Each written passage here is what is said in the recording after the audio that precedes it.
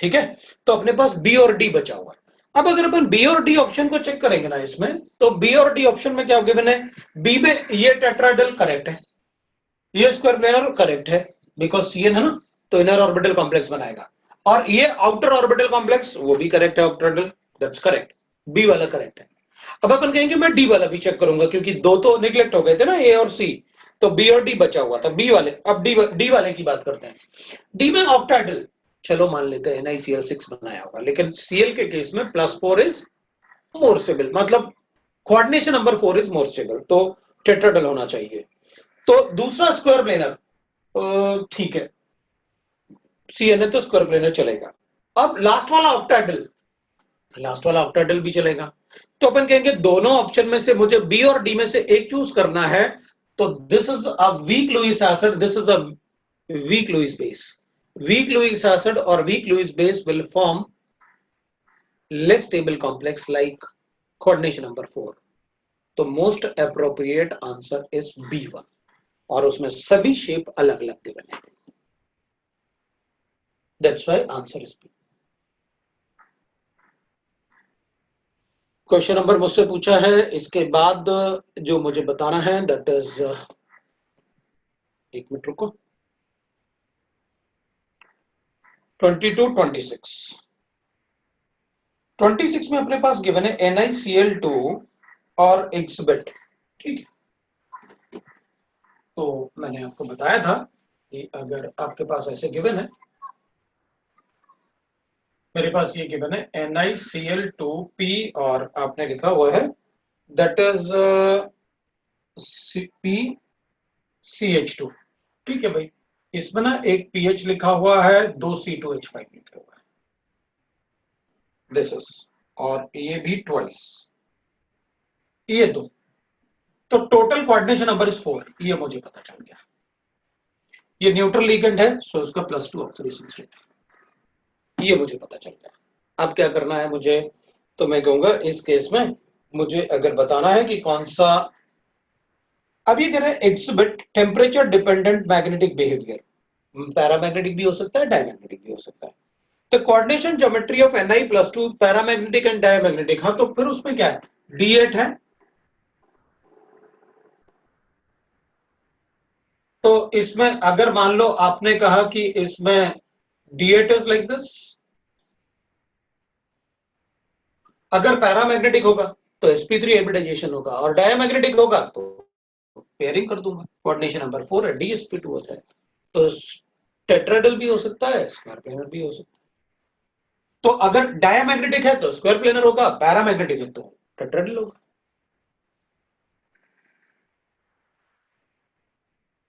Question number 22 बता दिया, 26 बता दिया, मुझे अब 32 बताना है।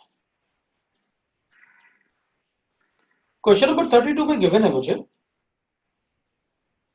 मेरे पास गिवन है फॉर ऑक्टेहेड्रल कॉम्प्लेक्स ऑफ Fe3+, ठीक है भाई, 32 Fe3+ का एक ऑक्टेहेड्रल कॉम्प्लेक्स बनाना है, SCN and CN ligands environment, ठीक है भाई, एक SCN है और CN लिगेंड का एनवायरनमेंट बनाना है मुझे।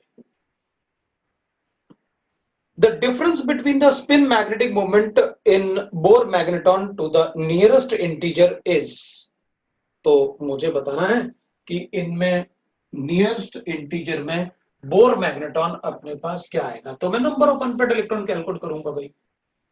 अब इसमें मैं क्या करूंगा, आयरन +3 ना, तो आयरन तो होता है 3d6 4s2, ये होता है भाई।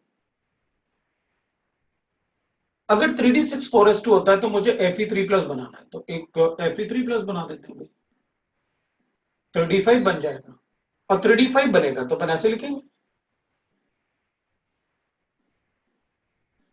ये 3d5, राइट ना, यही पूछा उसने अपन से।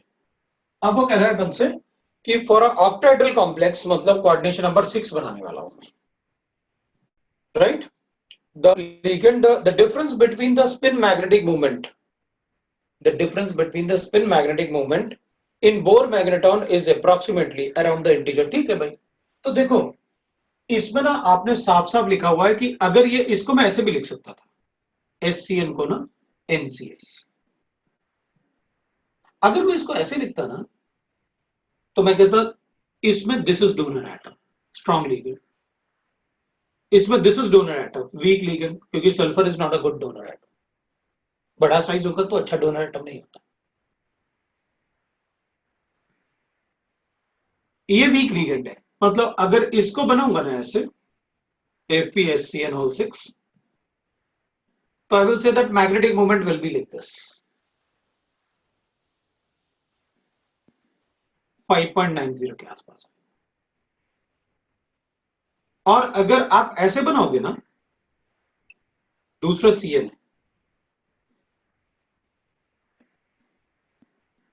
तो अपन कहेंगे इसमें म्यू ना, इसमें CN के केस में तो पेयरिंग करूंगा मैं, देन इट विल बी 1.73।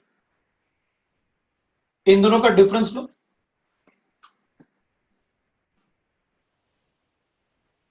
तो नियरेस्ट इंटीजर 4 के आसपास है, कोई इतना आंसर होगा, तो वही उसने क्वेश्चन में पूछा है। दूसरा क्वेश्चन बोल रहा है, अब इसमें ऐसा कोई पार्ट हो कि जो अपन ने नहीं पढ़ा हुआ है वो बता देना आप मुझे। तो 32 के बाद आपने मुझसे पूछा है 40 वाले में मुझे गिवन है इनमें से कौन सा डायामैग्नेटिक है ये बताना है अपन को। ठीक है भाई, डायामैग्नेटिक बताते हैं। अब अपन क्या करेंगे, अपन तो following given below the total number of diamagnetic species बताने हैं मुझे, तो मैं डायामैग्नेटिक स्पीसीज बता दूंगा।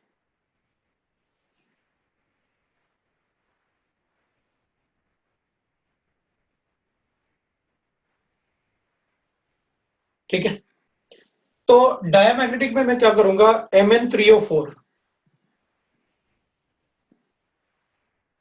ये तो वैसे भी ऑक्सीडेशन स्टेट फ्रैक्शन आ रहा है, Mn+2 होगा और Mn+3 होगा, ये तो पैरामैग्नेटिक होगा, it is a mixed oxide.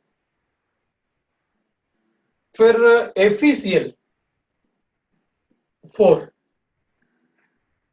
Ammonium था तो 2 नेगेटिव लिखता हूं, Fe इसमें +2 है, 3d6 पैरामैग्नेटिक, ये भी नहीं है, ये भी नहीं है। NiCl+2 ये भी नहीं है। K2MnO4 ये +6 है, ये भी नहीं है।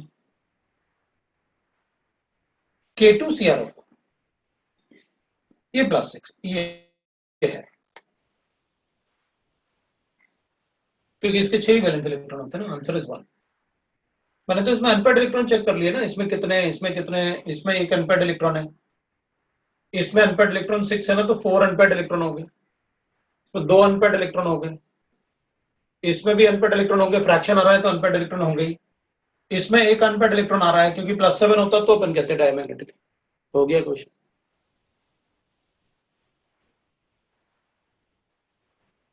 Next question is question number 40।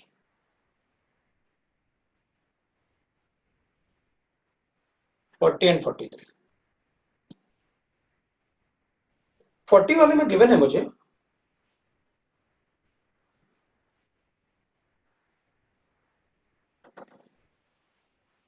Question number 40,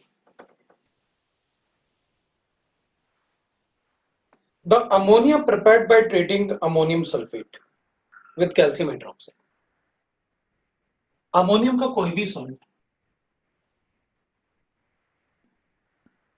ammonium के किसी भी सॉल्ट को स्ट्रॉन्ग बेस से रिएक्ट करो, अमोनिया लिबरेट होता है, अमोनिया लिबरेट होता है। ठीक है, अमोनियम के किसी भी सॉल्ट को स्ट्रॉन्ग बेस से रिएक्ट करोगे तो अमोनिया लिबरेट होता है, चाहे वो NaOH हो या KOH हो या फिर कैल्शियम हाइड्रोक्साइड हो, कोई भी। ठीक है, which is completely used by NiCl2। जो अमोनिया लिबरेट हुआ ना, इसको मैंने NiCl2 से रिएक्ट करवाया 6H2O से, to get converted into to a stable coordination compound. एक stable coordination compound बना लेते हैं. Na+2 है, चलो बना लेते हैं. वैसे अमोनिया है, अच्छा लिगेंड होगा, स्ट्रॉन्ग लिगेंड होगा तो 6 तक भी जा सकते हैं. पर मतलब मैं इसकी बात करूंगा होल 6+2.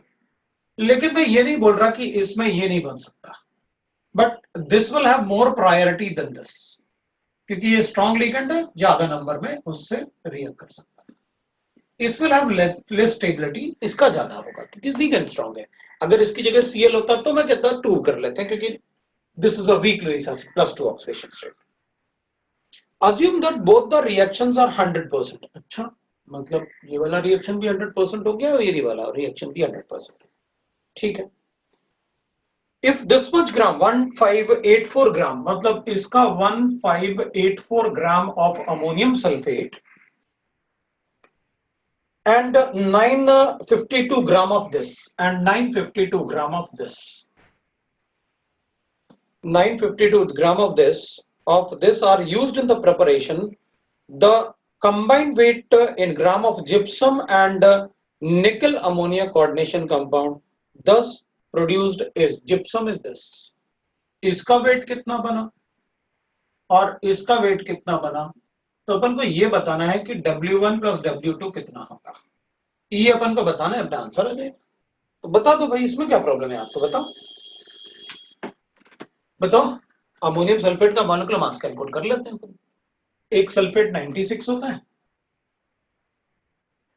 और दो अमोनियम, एक अमोनियम है ना, एक अमोनियम कितना होता है, अमोनिया 17 होता है तो अमोनियम आइन 18 हो जाएगा, तो दो अमोनियम आइन 36 हो गए. तो अपन इसको कर लेते हैं भाई ऐसे, ये 2 हो गया, 1 हो गया, 10 132 हो गया, तो अपन इसको 132 से डिवाइड कर लेते हैं. ये इसके मोल्स हो गए. अपन एक बार इसको बैलेंस कर लेते हैं. बैलेंस करने के लिए अपना रिएक्शन ये बैलेंस ही है. बैलेंस हो गया, तो अपन क्या करेंगे, जितने मोल्स इसके होंगे है ना, उतने उसका डबल मोल्स इसके होंगे. तो ट्वाइस इंटू 1584 डिवाइडेड बाय 132 इसके मोल्स हो गए, है ना. और इसके मोल्स कितने होंगे, तो अपन कहेंगे जितने मोल्स इसके उतने ही मोल्स इसके होंगे. तो कैल्शियम सल्फेट के मॉलिक्यूलर मास से मल्टीप्लाई कर देंगे तो वेट इन ग्राम आ जाएगा. तो W1 आ गया अपने पास. कितना है W1, 1584 divided by 132 multiply by कितना, मॉलिक्यूलर मास. कैल्शियम 40 96 136, ये लो भाई इतना ग्राम आया. ये तो आ गया अपने पास ये वाला वेट. किसी को डाउट है? नहीं भाई, ये 2 मोल्स बनेगा. हाँ, वाटर का अपन को कोई जरूरत भी नहीं है.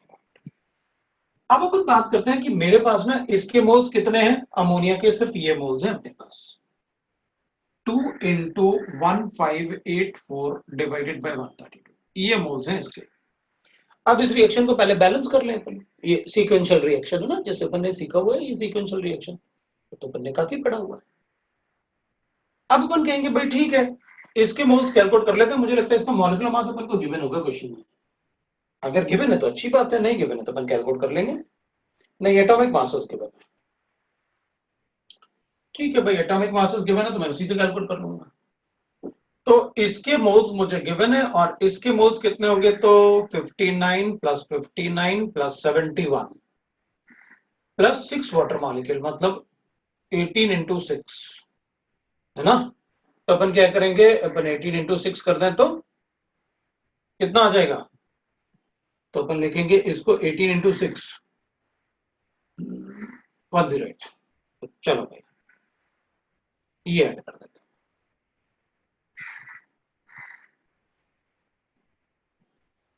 समझ में आया? तो चलो जल्दी से कर दो. 9999193 27 ना, 7 और ये 2 10 7 9, तो कितना आ गया अपने पास, 12 7 9 तो 9 और ये 1 तो 297 आ गया. तो ये 297. अब अपन को पता क्या चाहिए, पहले रिएक्शन को बैलेंस कर लो. कर दिया, Cl2, ये हो गया अपना रिएक्शन बैलेंस. इसको हटा दिया क्योंकि स्ट्रॉन्ग लिगेंड है इसलिए वो वैसे बन जाएगा. अब ये दोनों होंगे तो भाई लिमिटिंग रेजेंट चेक कर लेना एक बार. क्यों? जब एक से ज्यादा रिएक्टेंट का डाटा गिवन हो तो लिमिटिंग रीजन चेक करना होता है। तो अपन क्या करेंगे, दिस, हाँ बोलो। सर वो NiCl2 के मास्क में आपने निकल को 2 बार लिया है सर।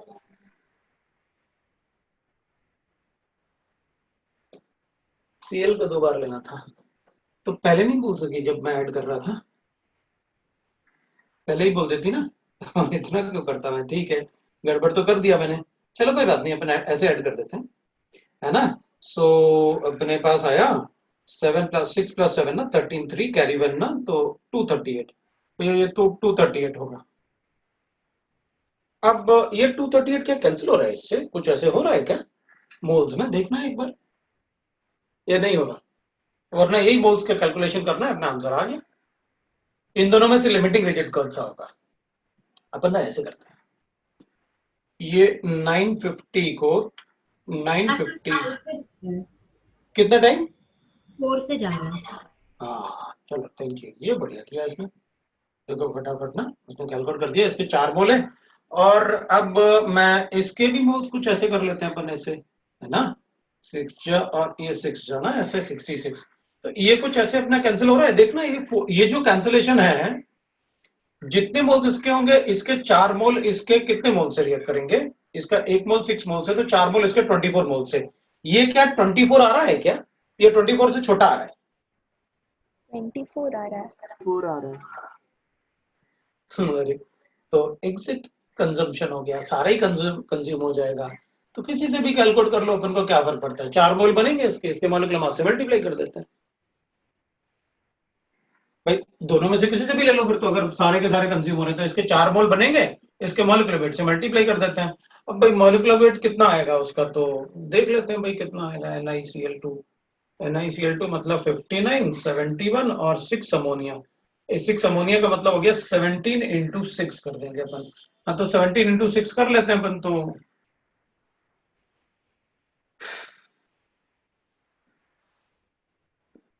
ले भाई ऐड करो खत्म करो, मल्टीप्लाई करो, दोनों के वेट आ गए, ऐड करके बता देना ये मेरा आंसर है। अब तुम लोगों से प्लस और माइनस करवा ही लिया तुमने मुझसे, चलो भाई, वैसे वो क्वेश्चन था नहीं इतना कि अपन उसे इंपॉर्टेंस दें, ठीक है ना, थोड़ा सा उन्होंने क्या किया था, अपन को बस ये आइडिया होना चाहिए था कि निकल स्ट्रॉन्ग लिगेंड, चलो भाई कॉम्प्लेक्स बनेगा, अपना आंसर आ गया, करके चेक कर लेना। फिर दूसरा क्वेश्चन किसी ने मुझसे पूछा था 43, मैं 43 बता देता हूँ, बाकी भी बताऊंगा चिंता मत करना। 43 में अपन को गिवन है, ये 43 वाला देखते हैं अपन क्या है, इसको बताते हैं 43 वाले में। सो 43 में अपन लिखेंगे total number of NMCl bond, cis बनाना है पहले अपन को, that is MnMCl bond in cis position present in the cis molecule of this, ठीक है भाई, इसका cis मॉलिक्यूल बना देते हैं, ये लो भाई बन गया cis मॉलिक्यूल, बना ऐसे बना लेते हैं इसका cis, ये Cl हो गया, इसको ना अपन ऐसे बनाते हैं, ये हो गया भाई अपने पास cis, ठीक है।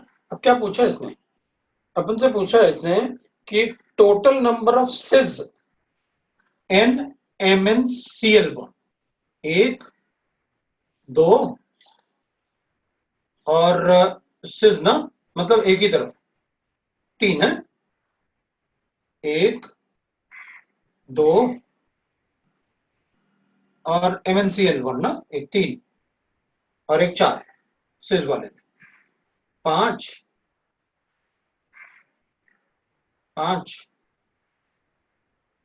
सिस वाले में ना, मतलब सिस जैसे होना चाहिए उसको, मैं एक मिनट देख लेता हूँ, उसने कुछ पूछा ऐसे, total cis NMnCl bond angles that is Mn and MCl bond in cis position, हाँ तो ठीक है ना, कर लेते हैं, लो भाई ऐसे करते हैं, पहले इस वाले में करते हैं, तो अपन कहेंगे देखो भाई, एक तो ये वाला सिस हो गया, एक ही तरफ होना चाहिए ना, ये वाला भी तो सिस होगा, अपोजिट तो ये वाला होगा ना, ट्रांस वाला। तो दो हो गए, एक ये वाला एक ये वाला, बस। मैं ये वाला काउंट नहीं कर सकता, ये तो ट्रांस जैसे हो गया ना। वो कह रहा एमएन और सीएल दोनों सिस में प्रेजेंट, सिस का मतलब 90 डिग्री के प्रेजेंट। अब दूसरा चेक करता हूं।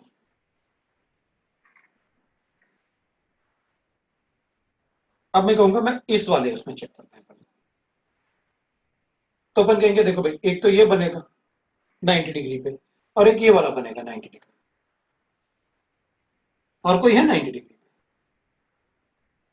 हाँ, ये वाला भी है 90 डिग्री।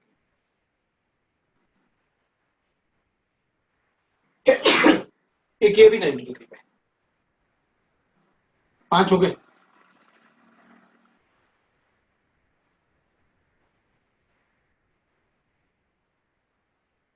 हो गया ना पॉइंट 5। कोई ऐसा तो नहीं जो अपन ने फिर से काउंट किया हो, फिर से काउंट नहीं कर सकते। मतलब मैं ना ऐसे करता हूँ, बना ही लेता हूँ, क्योंकि अपन से गड़बड़ हो जाए। इंटीजर टाइप क्वेश्चन है और इसके मार्क्स होंगे ज्यादा, अपन कुछ गड़बड़ नहीं चाहते। आपने मुझसे कहा एमएन सिस में बनाना है मुझे, मार्क्स होंगे ज्यादा, और अगर कुछ गड़बड़ हो गया तो अपना काम खराब हो जाएगा सिस वाले पोजीशन पे। तो अपन ना इसको ऐसे कर देते हैं तो गड़बड़ ना हो। ये सिस हो गया। तो अपन कहेंगे इस वाले से ना मैं एक बार ये वाला बॉन्ड एंगल बना लेता हूं,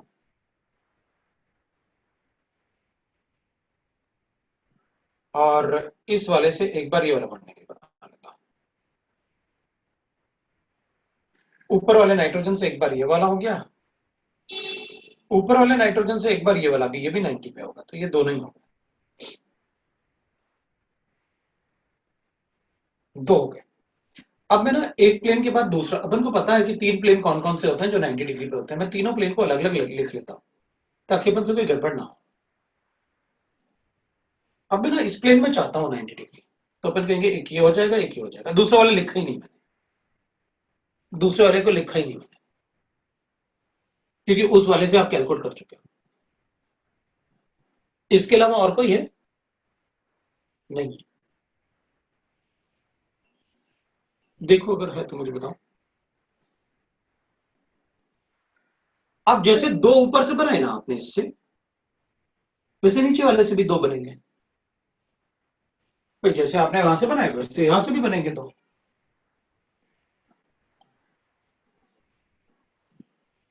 है ना? देखना, अपन ने जैसे इससे बनाए थे ना, इस वाले नाइट्रोजन से, ऐसे अपन इस वाले नाइट्रोजन से बनाते हैं। ये तो सब नाइट्रोजन है, लेकिन बाकी नाइट्रोजन को अपन भूल जाएंगे। अपन को तो इस नाइट्रोजन से मतलब है, एक ये वाला और एक ये वाला। बाकी तो अपन बना चुके हैं। ये दोनों से तो ट्रांस ही बनेंगे, इसलिए उनको भूल ही जाओ। सिस मतलब 90 डिग्री।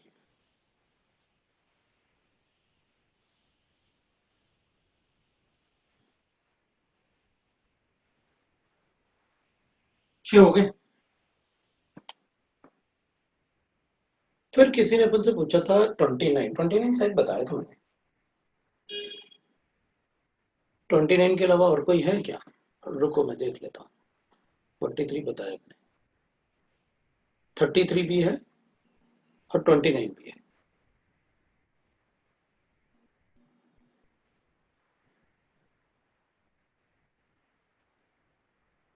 29 और 33।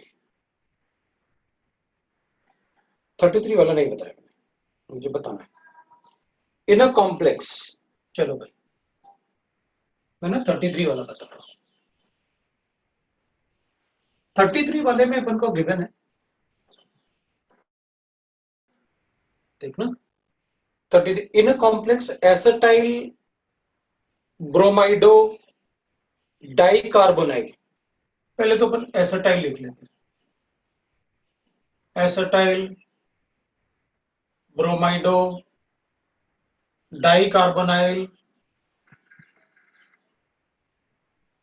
ये तो होते हैं डाइकार्बोनाइल बिस इथाइलिन ट्राई इथाइलिन फॉस्फाइन।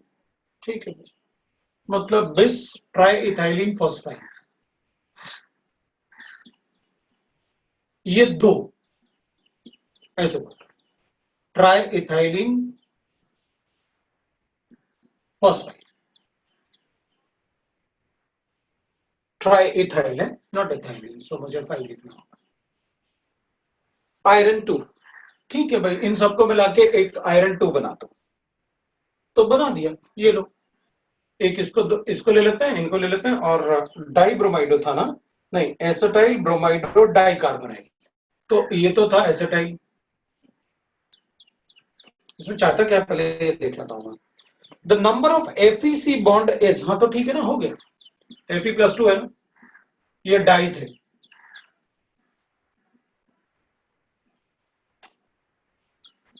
ये दो ना, ये बन गया। एक सेकंड है, अपन क्या कहेंगे, हो गया, तो ये तो फास्फोरस से अटैच्ड होते हैं, दोनों फास्फोरस से अटैच्ड होंगे, ट्वाइस था ना, अगर इसको ऐसे लिखेंगे, ये आपने लिखा ना फास्फोरस, ये डाई बेस था ना, तो मतलब ये ऐसे था, फास्फोरस का डोन पेयर ना, वो दिया अपन।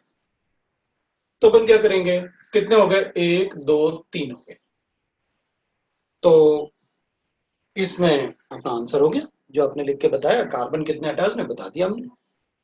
अब बताओ इसमें क्या डाउट है अपने लिए, कोई प्रॉब्लम नहीं।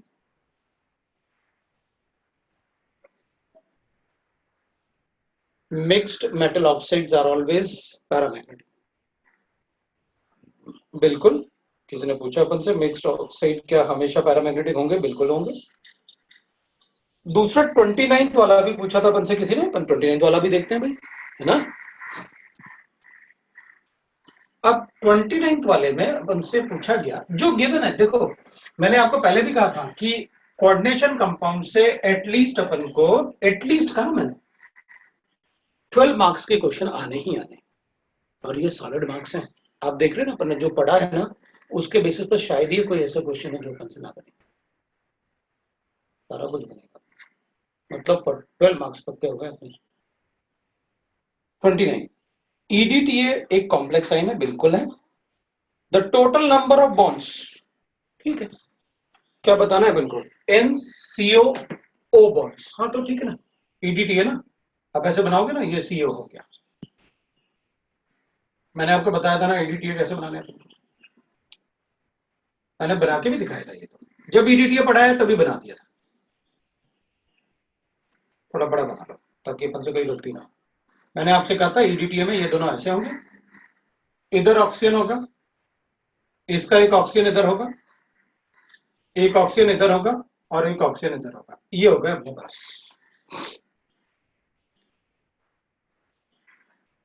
टोटल नंबर ऑफ बॉन्ड्स बताने हैं बिल्कुल, NCOO बॉन्ड्स, तो NCOO NCOO NCOO,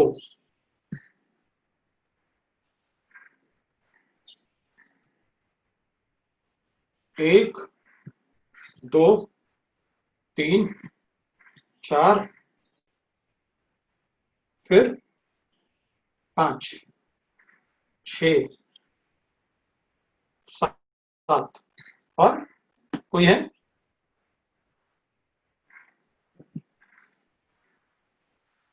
भाई दो बॉन्ड अपन को ऐसे दिख रहे हैं, बाकी अपन क्या कहेंगे, एक ये बन रहा है, एक ये बन रहा है, NCO बॉन्ड्स, है ना। NCO बॉन्ड्स और कितने बन रहे हैं, तो अपन चेक करके बता देते हैं भाई, इसमें क्या है, NCO बॉन्ड्स,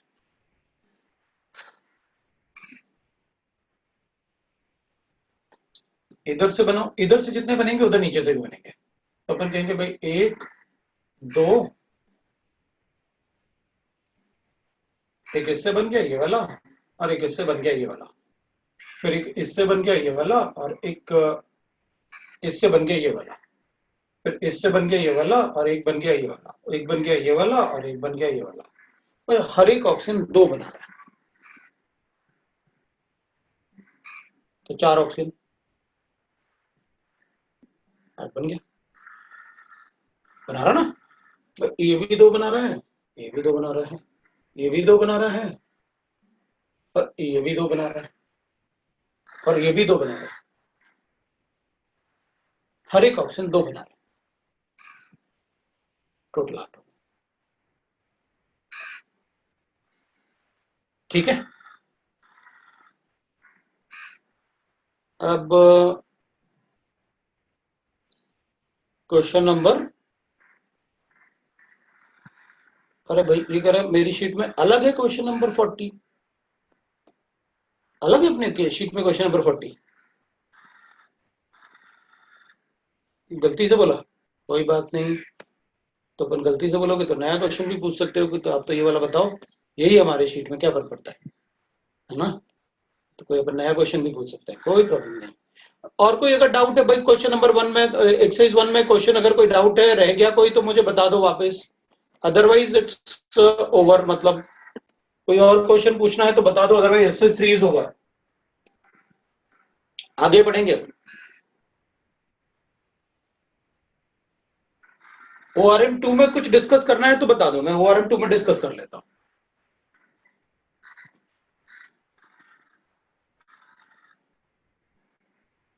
कुछ भी नहीं करना है, then we are going to start. ORM 2 अपना खत्म हो गया था।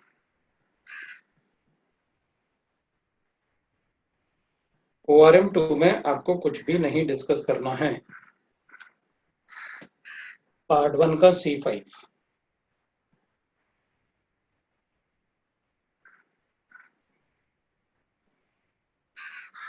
ORM 2 कह रहा है डिस्कस कर लेते हैं सर। पार्ट 1 का C5, बाकी सब बोल रहे हैं कि बाद में करेंगे, ये बोल रहा है अभी अगर क्वेश्चन है तो बता दो आप। एक ही क्वेश्चन बताते हैं अपन इसको, है क्योंकि ये परेशान भी होगा, नहीं तो अपन ये ऐसे कर लेगा। तो देख अपन क्वेश्चन नंबर C5 को ही डिस्कस करेंगे बस, है। वैसे अपन ने लास्ट टाइम जो डिस्कस किए थे ना, उससे सारे क्वेश्चन हो जाएंगे अपने। अच्छा बताओ मेरे पास ऐसे कि मैंने आंसर क्या होगा,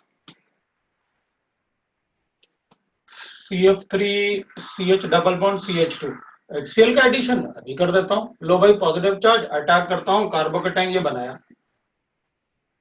ये CF3 है, ये लो कार्बोकेटाइन बन गया। अब बताओ क्या करें, कार्बोकेटाइन बन गया, Cl ऐड कर दो, आंसर हो गया। क्या कहा था उसमें, in which of the following anti Markovnikov of fluid is observed, पहले वाले में होगा। क्यों कार्बोकेटाइन यहां क्यों नहीं बनाया, अरे भाई आपने बताया तो था वेट्राइन ग्रुप जहां अटैच्ड हो वहां पर कार्बोकेटाइन नहीं बनाना, लास्ट क्लास में पढ़ा अपन, इसलिए तो मैंने कहा था। पार्ट 2 का बता रहा हूं। हाँ तो मुझे जो इजी लगता है मैं वही बताता हूँ। रुक जाओ, बताता हूँ अरे यार मैंने ये तो ध्यान ही नहीं दिया कि पार्ट 1 बता रहा हूँ पार्ट 2 बता रहा हूँ। चलो पार्ट 1 का C5 बताना था मुझको। अरे यार ये तो बड़ा इजी है, ये तो फिर भी अच्छा क्वेश्चन था, इसको बताने में तो थोड़ा मजा भी आया, उसको बताने में भी मजा नहीं आएगा। अच्छा देख भाई अपने पास बेंजीन है, ठीक है। अब इसमें CH डबल बॉन्ड CH और CH3 है, मान लो इसको HBr से रिएक्ट करना है, तो क्या करेंगे अपन कहेंगे भाई H प्लस आयन को अटैक करो, पॉजिटिव चार्ज बनाओ, ज्यादा स्टेबल किस पे, 1 पे या 2 पे, 1 पे, तो HSO बेंजाइलिक, वो भी 2 डिग्री, तो ये बन गया अपने पास CH2 पॉजिटिव चार्ज बना। अब उसके बाद CH2 और CH3 बन गया, अब क्या Br को ऐड कर दो, आंसर बन गया। अगर मान लो मैं कहता HBr इन पैरोक्साइड है तो R2O2 इज, मैंने बताया था ना ये पैरोक्साइड मोस्टली अपन ये यूज करते हैं HBr में, तो क्या करें, हाँ तो ठीक है जो इसमें ऐड हुआ उसको उल्टा कर दो।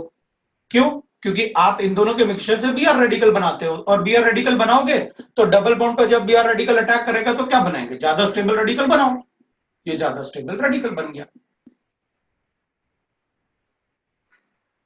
ये बन गया। तो इस पे H को ऐड कर लो, आंसर हो गया। तो आंसर क्या बन गया अपने पास, ये लो, लास्ट टाइम बताया तो था आपने कि जो उसमें एडिशन होगा उसका उल्टा इसमें एडिशन होगा, ये लो आंसर हो गया।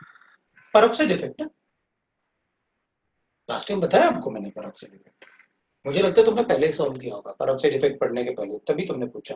तो अपना आंसर ना ए ये वाला है और बी ये वाला है, बता दो क्या प्रोडक्ट होगा, तो हो गया अपना प्रोडक्ट। और ये दोनों आपस में क्या है, पोजिशनल आइसोमर्स। भाई बाकी सब तो कार्बन के वर्ड रूट तो सेम ही है, पोजिशनल आइसोमर होगा, ये Br ऐड होगा, बी ये वाला नहीं होगा, पॉजिटिव चार्जेस पे तो Br अपन ऐसे ऐड करेंगे, ये Br हो गया, CH2 CH3 हो गया, these are positional isomer because the word root is same, but the position of Br is different. हो गया, अब बताओ।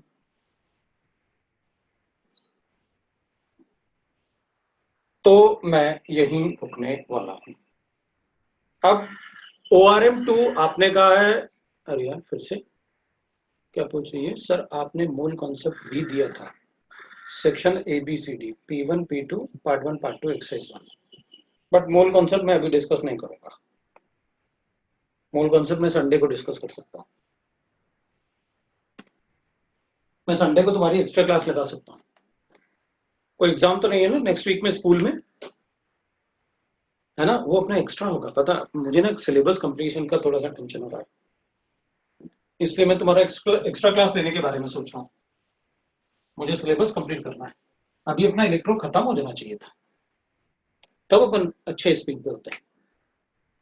तो एक डाउट था, बोलो। तो आपने क्वेश्चन दिया था, मतलब एक बेंजीन रिंग था और Cl और NO2 एक दूसरे के रिस्पेक्ट पे मेटा पे है, ठीक है, और उस पे Cl2 ऐड करना है हैलोजिनेशन। ठीक है, Cl पॉजिटिव को अटैक करवाना है। हाँ सर, तो आपने यहाँ लिखा था कि NO2 से जो फार्देस्ट पोजीशन है वहाँ पे अटैक करेंगे क्योंकि वो डीएक्टिवेटिंग है। नहीं, ये भी डीएक्टिवेटिंग है। इसमें स्टेरिक हिंड्रेंस बहुत ज्यादा है, इसलिए इस पे अटैक नहीं कर पाए, क्योंकि ये ऑर्थो पैरा था। हाँ सर। ऑर्थो पैरा होने की वजह से ये Cl यहाँ अटैक नहीं कर पाया, यहाँ इजीली अटैक कर देगा। सर मतलब अगर एक और क्वेश्चन था दूसरा जिसमें आपने NO2 और CHO को ऑर्थो पे रखा था। ठीक है, इसमें इसके रिस्पेक्ट में किया।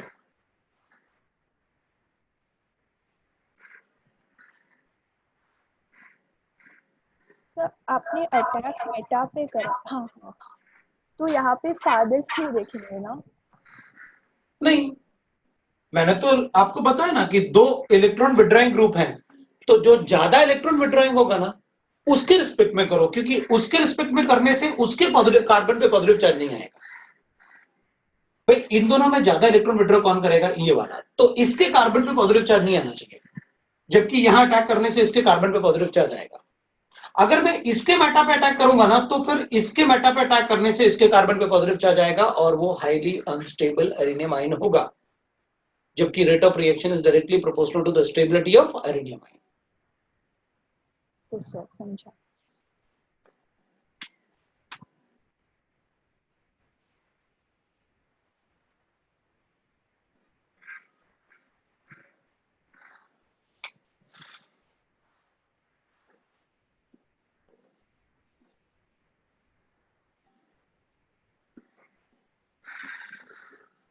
शुरू कर रहा हूं। इलेक्ट्रोकेमिस्ट्री, नया चैप्टर।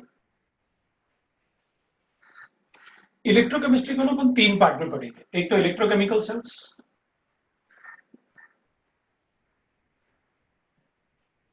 दूसरा होगा इलेक्ट्रोलाइटिक सेल, और थर्ड होगा electrolytic conductance.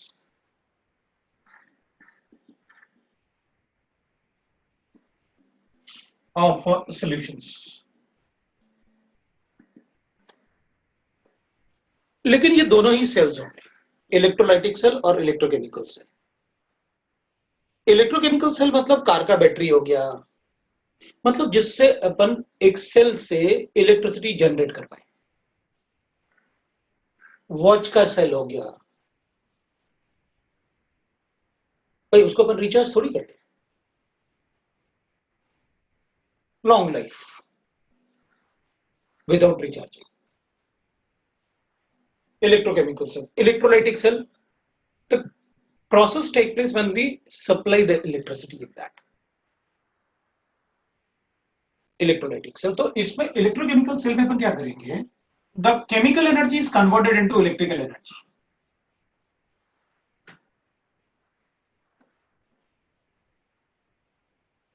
To electrical energy. मतलब केमिकल रिएक्शन से इलेक्ट्रिकल एनर्जी जनरेट कर लेंगे। इसमें electrical energy into chemical energy,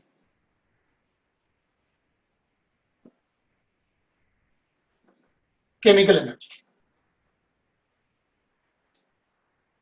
electrolytic cell. इसमें सिंस केमिकल रिएक्शन, जैसे कार का बैटरी होता है, उसमें कोई ऐसे प्लग थोड़ी लगा कि अपन इलेक्ट्रिसिटी सप्लाई करेंगे तो कार स्टार्ट होगा, अपने आप ही केमिकल रिएक्शन से इलेक्ट्रिसिटी जनरेट होता है। तो ये सेल रिएक्शन जो होते हैं ना, आर स्पॉन्टेनियस रिएक्शन, अपने आप होते हैं।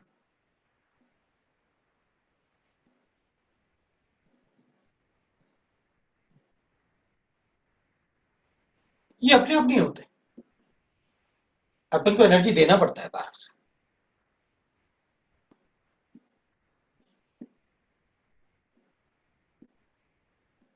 एनर्जी बाहर से देंगे तो केमिकल रिएक्शन होगा।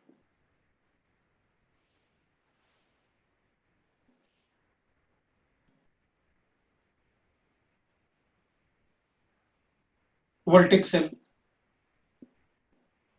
Galvanic cell, lead storage battery, car का बैटरी,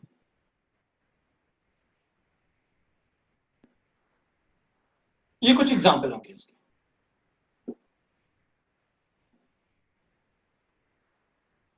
इसमें भी से दैट इलेक्ट्रोलाइटिक सेल बहुत सारे होते हैं। इसका मेटलर्जिकल पर्पस भी होता है। मेटलर्जी में यूज करते हैं फॉर इलेक्ट्रोपॉजिटिव मेटल्स।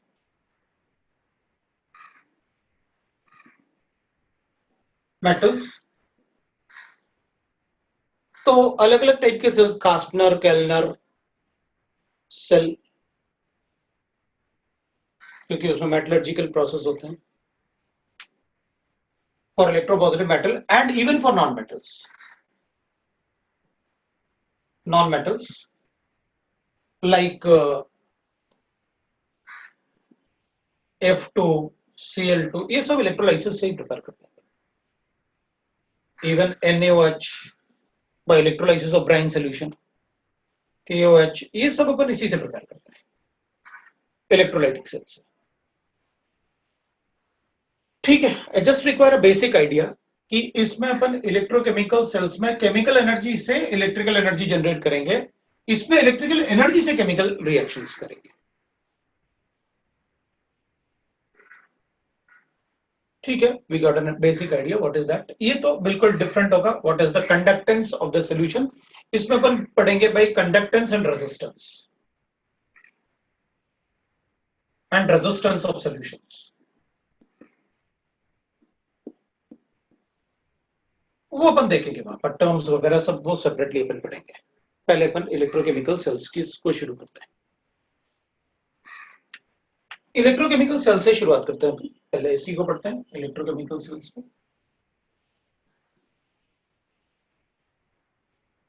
है ना।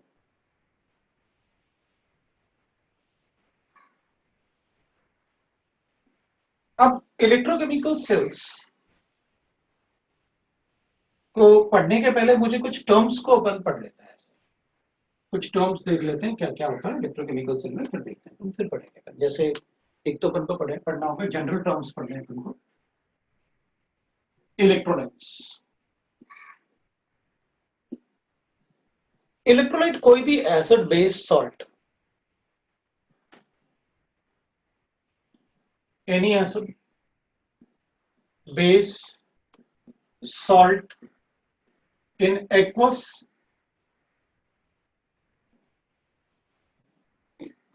or molten state।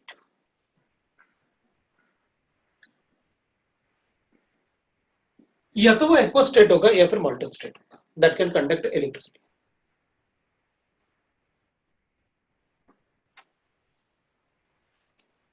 They are electrolytes। तो it can be weak electrolyte, it can be strong electrolyte। weak electrolyte, we know that weak acid, strong acids, weak salt, strong salt, सारा कुछ अपन को पता है जो अपन ने पढ़ा हुआ है इन आयनिक इक्विलिब्रियम में, वी हैव रिटन दैट, वो सब कुछ अपन ने डिस्कस किया हुआ है। दूसरा अपन को इनर्ट इलेक्ट्रोड्स पता होना चाहिए। Inert electrodes, the electrodes which doesn't take part in chemical reaction inside the cell, which do not take part in chemical reaction in the cell, in chemical reactions in cells, उस cell में chemical reaction नहीं करते हैं, उनको अपन कहते हैं inert electrodes.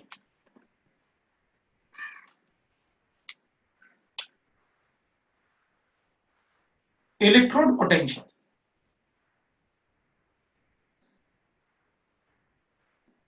the tendency of electrode to attract the electron or lose the electron.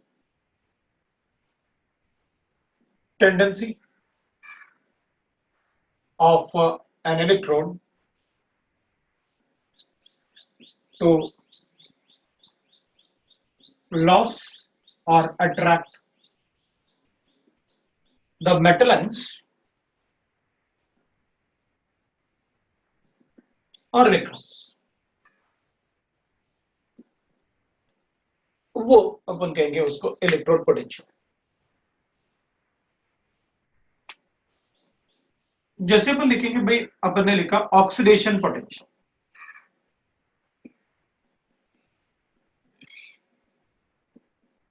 तो oxidation potential का मतलब हो गया tendency of metal ion to loss the electron और lose the electron. tendency of metal, that is in form of electrode, in form of electrodes. So tendency of metal to lose electrons is called its oxidation potential. मैंने ना inert electrodes में अपन को example नहीं लिखा मैंने inert electrodes का, तो inert electrode के जो एग्जांपल होंगे वो अपन मोस्टली या तो प्लेटिनम यूज करते हैं या फिर ग्रेफाइट यूज करते हैं। मोस्टली ग्रेफाइट यूज करेंगे, व्हाइट एसओ वो थोड़ा सा सस्ता भी होता है, तो ग्रेफाइट को यूज करना इजी होता है, वो आराम से अपन उसको यूज कर सकते हैं। इनर्ट इलेक्ट्रोड में मोस्टली अपन ग्रेफाइट यूज करेंगे, बट ग्रेफाइट में एक प्रॉब्लम आएगा कि अगर अच्छा क्वालिटी का सेल बनाना है तो ग्रेफाइट जब भी यूज करेंगे तो थोड़ा कार्बन ना उसमें इंप्योरिटी जैसे गिरता रहेगा, ज्यादा स्टेबल नहीं है ना, इनर्ट नहीं है ना, ग्रेफाइट का उतना इनर्टनेस नहीं हो। इनर्टनेस केमिकल रिएक्शन में तो होगा कि स्टेबिलिटी बहुत ज्यादा है, लेकिन उसका छोटा छोटा पार्टिकल्स ना गिरता रहता है, तो इंप्योरिटीज जैसे भी बनते हैं। लेकिन अगर प्लेटिनम है तो वो थोड़ा ज्यादा प्योर होगा, प्लेटिनम अपने आप थोड़ी टूट के गिर सकता है।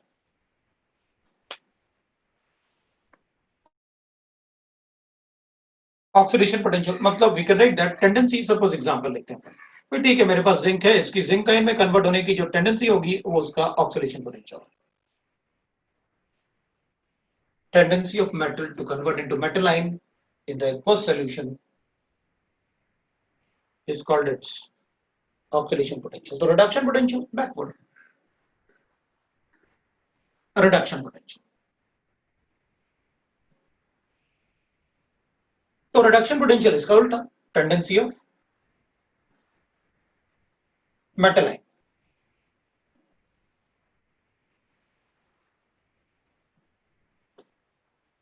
और मॉलिक्यूल भी हो सकता है टू गेन इलेक्ट्रॉन्स,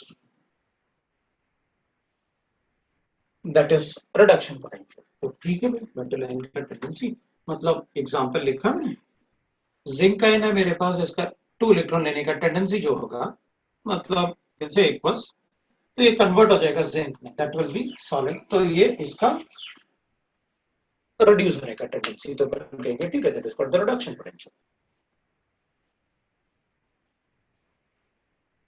हमको टेंडेंसीज वैल्यूज के फॉर्म में गिवन होता है रिएक्टिविटी सीरीज में, लिथियम से लेके फ्लोरीन तक, 9th में भी पढ़ा, 8th में भी पढ़ा, 10th में भी पढ़ा, रिएक्टिविटी सीरीज रेडॉक्स रिएक्शंस में, ठीक है भाई। बट आई जस्ट वांट कि भाई इन टर्म्स का मतलब क्या होगा वो बनना चाहिए, रिडक्शन पोटेंशियल, ऑक्सीडेशन पोटेंशियल, ये टर्म्स हैं क्या, ठीक है। अब इसमें एक वर्ड होता है, जैसे अपन लिखेंगे दैट इज हाफ सेल, क्योंकि अगर हमें इलेक्ट्रोकेमिकल सेल पढ़ने हैं तो हाफ सेल पढ़ना होगा। हाफ सेल होता है अ वेसल, एक वेसल ले लेते हैं, कोई भी वेसल ले लो आप, इन विच a metal is present in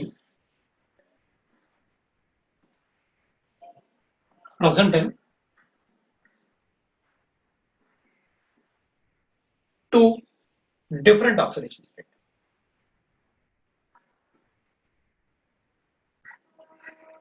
मतलब वो जीरो भी हो सकता है, एक जीरो एलिमेंटल फॉर्म हो गया, दूसरा +1 +2 +3 जो भी उस मेटल का एग्जिस्ट करता है, वो आपसे ले लो। ये टर्म्स है। अब अपन इलेक्ट्रोकेमिकल सेल की बात करेंगे तो देखते हैं भाई, ये टर्म्स थे जो हमको थोड़ा सा आइडिया ऑलरेडी रहता है। इलेक्ट्रोलाइट्स क्या होते हैं, कुछ भी हो सकते हैं, एसिड बेस सॉल्ट, हमें क्या फर्क पड़ेगा, बस वो आइंस देना चाहिए। अगर आइंस देगा मोल्टन स्टेट या एक्वा स्टेट में, हम कहेंगे वो इलेक्ट्रोलाइट होगा। अब थीम क्या है कि जैसे मान लो अपने पास क्या ना, ऐसे बने, मतलब ये अभी शुरू नहीं कर रहे, अपन शुरू करेंगे इलेक्ट्रोकेमिकल सेल को। इलेक्ट्रोकेमिकल सेल है क्या, बनाया कैसे होगा, वो देखते हैं। मैंने ना ऐसे एक ग्लास में वाटर ले लिया और इसमें ना ऐसे एक आयरन रॉड रख दिया और इसको ओवरनाइट के लिए छोड़ दिया। पता क्या होगा, ये ना वाटर में डिजोल्व होके +2 आइंस देगा। आप इसमें मॉर्निंग में Fe2+ का टेस्ट लगा लो, white is so, because iron का Fe2+ में कन्वर्ट होने का टेंडेंसी होता है। कोई और दूसरा मेटल लेते तो उसकी और भी ज्यादा टेंडेंसी हो सकती है। भाई मैग्नीशियम होता तो उसकी और ज्यादा टेंडेंसी होती है इलेक्ट्रॉन लूज करने की, वो ज्यादा इलेक्ट्रोपॉजिटिव।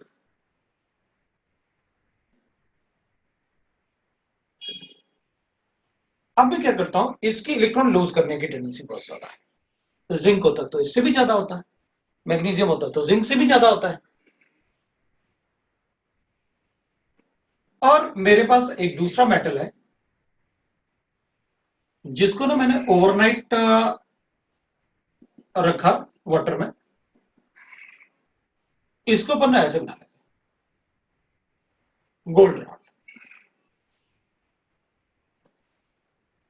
वो इलेक्ट्रॉन लूज नहीं करेगा। आप सुबह इसमें गोल्ड का टेस्ट नहीं लगा सकते, गोल्ड पानी में डिजोल्व होता ही नहीं, होता तो सारे ऑर्नामेंट अपन को पानी में मिलते थे। ठीक है, तो हमें क्या फायदा, अपन कहेंगे फायदा ये है, अब ये हाफ सेल तो है नहीं, तो अपन क्या करते हैं ना, इसको गोल्ड को ना AU सोल्यूशन में रख देते हैं, गोल्ड के सोल्यूशन में रख देते हैं। तो इससे फायदा क्या, जब ये डिजोल्व हो गई नहीं तो इसको रखने से फायदा क्या। अपन कहेंगे गोल्ड का ना इलेक्ट्रॉन लेने का टेंडेंसी बहुत ज्यादा होता है। क्यों, क्योंकि वो एलिमेंटल फॉर्म में बहुत स्टेबल होता है। अच्छा, तो मैं ये बोल सकता हूं कि gold is a very strong oxidizing agent, क्योंकि ऑक्सीडाइजिंग एजेंट वही तो होता है जो इलेक्ट्रॉन ले लेता है। हाँ बोलो ना, अगर किसी मेटल आयन का इलेक्ट्रॉन लेने का टेंडेंसी बहुत ज्यादा है तो बोलो it is a very good oxidizing agent.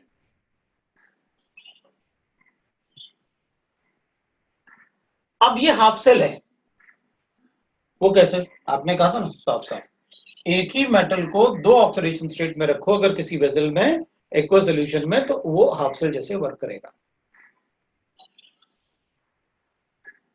ठीक है, इसकी इलेक्ट्रॉन लेने की टेंडेंसी ज्यादा है, इसकी इलेक्ट्रॉन देने की टेंडेंसी ज्यादा है। जब ये इसमें कन्वर्ट होगा तो इसमें इलेक्ट्रॉन भी आएंगे और वो इलेक्ट्रॉन इस पे है, मेटल रॉड पे इलेक्ट्रॉन होंगे। अपन क्या करते हैं, इन दोनों को ज्वाइन कर देते हैं एक वायर से। ये इलेक्ट्रॉन देना जानता है और वो इलेक्ट्रॉन लेना जानता है। उसको इलेक्ट्रॉन चाहिए तो वो क्या करेगा, इससे इलेक्ट्रॉन पुल करेगा कि मुझे बस इलेक्ट्रॉन मिल जाए। ये क्या करेगा, इससे इलेक्ट्रॉन को अपनी तरफ पुल कर लेगा। अगर किसी कंडीशन में इलेक्ट्रॉन का फ्लो शुरू हो गया इन द वायर, तो करंट फ्लो होगा। इसकी टेंडेंसी है इलेक्ट्रॉन लेने की और इसकी टेंडेंसी है इलेक्ट्रॉन देने की, तो ये सेल अपने आप वर्क करना शुरू कर देगा। It will be A spontaneous reaction. क्यों? ये इलेक्ट्रॉन पुल करेगा इलेक्ट्रोड से, और अगर ये वायर से इलेक्ट्रॉन यहां आ सकता है तो ये वायर में ये यहां से इलेक्ट्रॉन पुल करेगा अपनी तरफ, और अगर इलेक्ट्रॉन यहां से वहां ट्रेवल किया तो अपोजिट डायरेक्शन में करंट फ्लो करेगा। थोड़ा करेगा लेकिन करेगा,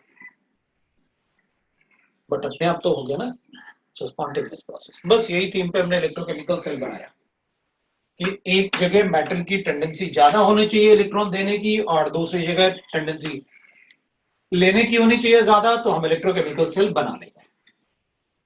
हम एक इलेक्ट्रोकेमिकल सेल बनाते हैं, गैल्वेनिक सेल, इलेक्ट्रोकेमिकल सेल।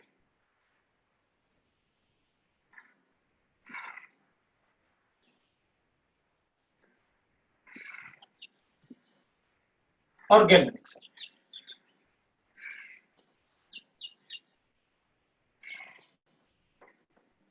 आप इसे वोल्टिक सेल भी बोल सकते हो, कोई प्रॉब्लम नहीं। गैल्वेनिक सेल और वोल्टिक सेल।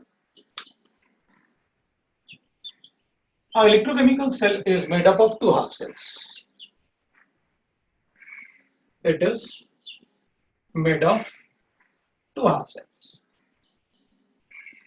चलो दो हाफ सेल ले लेते हैं और बनाते हैं इसको। एक हाफ सेल अपन ऐसे बनाने वाले हैं, एक हाफ सेल मैं ऐसे बनाने वाला हूं।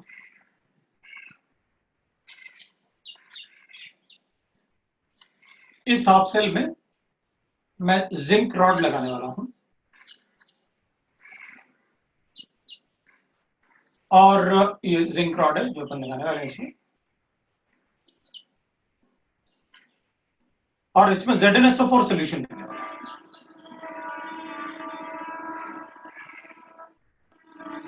1 मोलर ZnSO4 सोल्यूशन।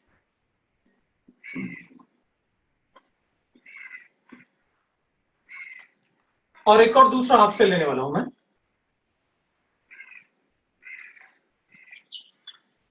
और इस हाफ सेल में मैं एक और इलेक्ट्रोड, ऐसे मेटल इलेक्ट्रोड लगाने वाला हूं मैं, और ये कॉपर रॉड लेने वाला हूं मैं, और इसमें कॉपर सल्फेट सोल्यूशन लेता हूं। ये भी 1 मोलर। ये अपन इलेक्ट्रोड बना लेते हैं। अब मैं क्या करूंगा, इन दोनों को एक वायर से ज्वाइन कर देता हूं। ये वायर से मैंने किया।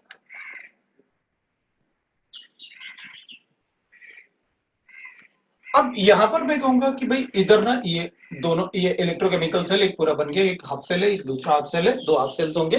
किसी भी इलेक्ट्रोकेमिकल सेल में मुझे 2 हाफ सेल लिखने पड़ेंगे। इसमें जो LHS वाला लेफ्ट हैंड साइड वाला सेल है, ये अपन कहते हैं कि भाई इधर ये एनोड होगा, तो ये कैथोड होगा। ये इस पे मैं ऑक्सीडेशन शो करूंगा, तो उस पर रिडक्शन शो करूंगा। और ये मेरा नेगेटिव इलेक्ट्रोड होगा, और ये मेरा पॉजिटिव इलेक्ट्रोड होगा।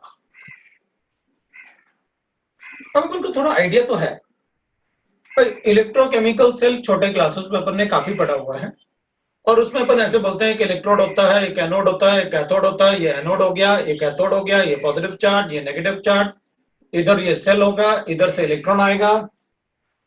अपन क्या बोलते हैं, इस इलेक्ट्रोड पे इलेक्ट्रॉन्स हैं, तभी तो कैटाइन इसकी तरफ अट्रैक्टेड होगा। मैं ब्राइन सोल्यूशन ले लेता हूं, और ये जितना इलेक्ट्रॉन इससे निकलेगा ये इलेक्ट्रॉन डेफिशिएंट होगा, इलेक्ट्रॉन डेफिशिएंट होगा तो ये पुल करेगा इलेक्ट्रॉन को। तो ये इलेक्ट्रोड इलेक्ट्रॉन डेफिशिएंट होगा जो कि पुल करेगा इलेक्ट्रॉन को, तो इस पे डिपोजिशन होगा एनाइन का, मतलब ये इसको इलेक्ट्रॉन देगा। हम क्या करेंगे, इस वाले सेल में बिकॉज कॉपर और जिंक में ज्यादा इनर्ट कॉपर होता है, मतलब कॉपर का कॉपर आयन में जाने का टेंडेंसी कम होता है, बट जिंक का जिंक आयन में जाने की टेंडेंसी बहुत होता है।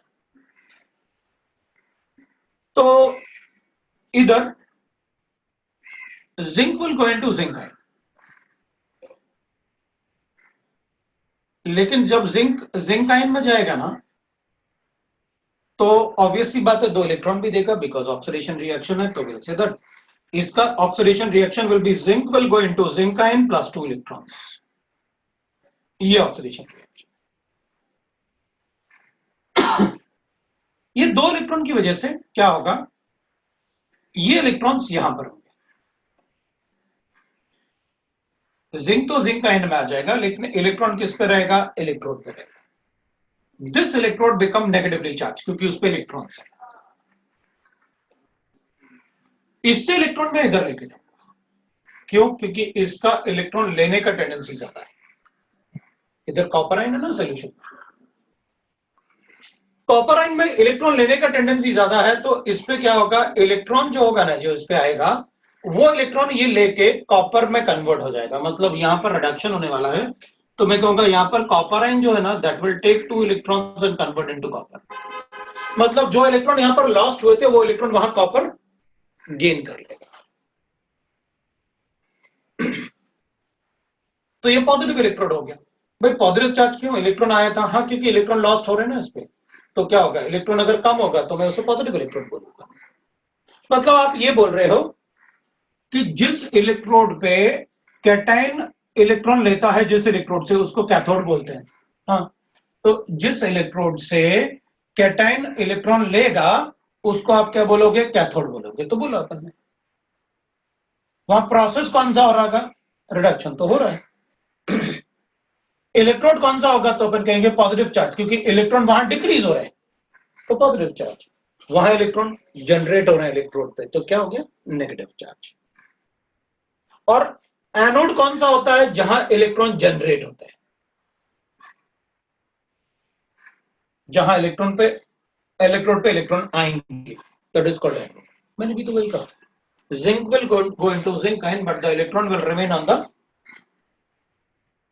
electrode। तो जो इलेक्ट्रॉन पे रहेंगे इलेक्ट्रॉन, तो ऑब्वियसली बात है लाइक दिस ना कि भाई यहां पर इलेक्ट्रॉन, यहां पर इलेक्ट्रोड के सरफेस पे इलेक्ट्रॉन रहेंगे और जिंक आयन इनसे अट्रैक्टेड भी रहेंगे, मतलब क्योंकि अगर इस पर नेगेटिव चार्ज है तो ऑब्वियसली बात है जिंक आयन यहां पर काफी ज्यादा कंसंट्रेशन होगा उसके आसपास। इसको हटा दो, ये सेल है। अब इसमें एक बात अपन ध्यान रखेंगे, ये सेल मेरे लिए लेफ्ट हैंड साइड सेल है और ये सेल मेरा आरएचएस है। अकॉर्डिंग टू आईयूपैक रूल्स, मतलब मुझे इससे कोई फर्क नहीं पड़ता कि आप कौन सा मेटल कहां पर क्या कर रहे हो, यहां कॉपर का टेंडेंसी इलेक्ट्रॉन गेन करने का ज्यादा है या लूज करने का ज्यादा है, इससे मुझे कोई फर्क नहीं पड़ता। मुझे एक ही बात पता है कि जो आपके एलएचएस में है वही एनोड है, उसी पे ऑक्सीडेशन होगा, उसी का नेगेटिव वही नेगेटिव इलेक्ट्रोड होगा। Why it is so, because according to IUPAC rules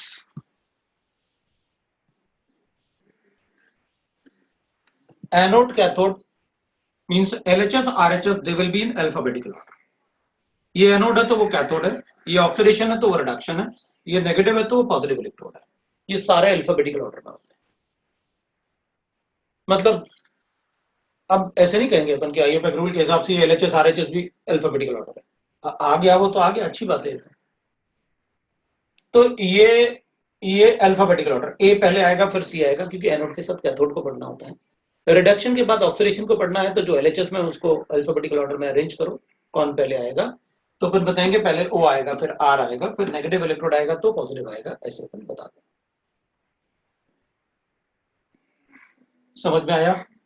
तो इससे अपन को कोई फर्क नहीं पड़ता कि मतलब क्या हो रहा है। और सेल रिएक्शन क्या लिखेंगे अपन, तो अपन कहेंगे इसमें ये सेल रिएक्शन हो रहा है, इसमें ये सेल रिएक्शन हो रहा है, तो ओवरऑल रिएक्शन क्या होगा, cell reaction. So overall reaction दोनों को ऐड कर देंगे, वो क्या, zinc solid plus copper ion aqueous में और कन्वर्ट्स इनटू इलेक्ट्रॉन, तो कैंसिल हो जाएगा, इट्स अ रेडॉक्स प्रोसेस ना, जिंक आयन में कन्वर्ट होगा बिकॉज 2 इलेक्ट्रॉन्स ना, सो जिंक आयन में कन्वर्ट हो गया प्लस कॉपर सॉलिड, ये लो भाई ये तो सेल रिएक्शन हो गया, इसको अपन सेल रिएक्शन बोलते हैं। दोनों को ऐड करके सेल रिएक्शन।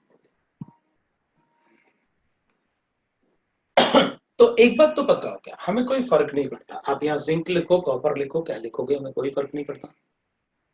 हमें तो ये पता है कि जो भी, अगर मेरे पास ये सेल है, ये दोनों हाफ सेल है, अपन तो कहेंगे ये हाफ सेल्स, मेरे लिए ये एलएचएस है तो यही एनोड है, इसी पे ऑक्सीडेशन करूंगा, और यही मेरे लिए नेगेटिव इलेक्ट्रोड है।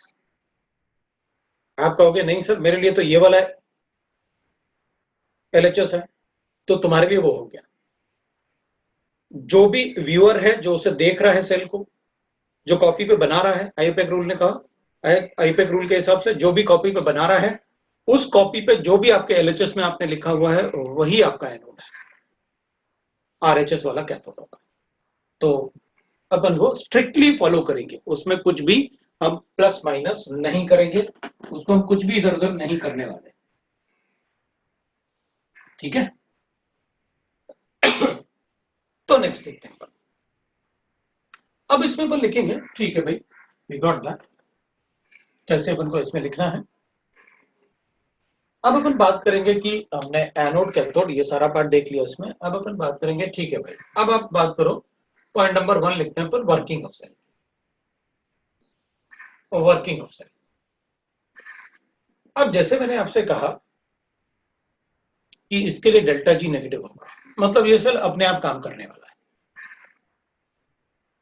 हम कोई इस सेल में राइट ना एनर्जी नहीं देने वाले, इसे अपने आप ही काम करना है। तो सेल का वर्किंग, क्योंकि मेटल्स का टेंडेंसी इलेक्ट्रॉन देने का ज्यादा होता है, तो सेल का वर्किंग हमेशा वहां से शुरू होगा जहां मेटल का ऑक्सीडेशन होगा, मतलब मेटल इलेक्ट्रॉन दे रहा होगा। तो सेल का वर्किंग हमेशा एलएचएस से शुरू होगा, एलएचएस से शुरू होगा, तो यहां पर zinc will get converted into zinc ion, मतलब एनोड में जिंक जो है, मतलब कोई भी मेटल होगा, एनोड में जो भी मेटल गिवन है वो मेटल आयन में डिसॉल्व होने वाला है। इसके डिसॉल्व होने से व्हाट विल हैपन, ये डिसॉल्व होता रहेगा, तो फिर क्या होगा, इस इलेक्ट्रोड के अराउंड जिंक का कॉन्सेंट्रेशन बढ़ता रहेगा, कॉन्सेंट्रेशन ऑफ जिंक इंक्रीज होता रहेगा, इसके अराउंड कॉन्सेंट्रेशन ऑफ जिंक बढ़ता रहेगा, और इसमें कॉपर आयन डिपॉजिट होता रहेगा भाई। और अगर कॉपर आयन डिपॉजिट होता रहेगा तो ऑब्वियस सी बात है, अपन कहेंगे इसमें सोल्यूशन में क्या है, कॉपर सल्फेट, तो अपन कहेंगे इसके अराउंड सल्फेट का कॉन्सेंट्रेशन बढ़ता रहेगा, क्योंकि सोल्यूशन में कॉपर सल्फेट है, वहां से कॉपर तो डिपॉजिट हो गया और सल्फेट को इलेक्ट्रोड के पास छोड़ गया। तो ये क्या भाई, ये कौन सी बात हुई, तो अपन कहेंगे हाँ ऐसे ही होगा। रीजन अभी आपने बताया, इलेक्ट्रोड पे नेगेटिव चार्ज है, तो जिंक को अट्रैक्ट करके भी रखेगा अपने पास,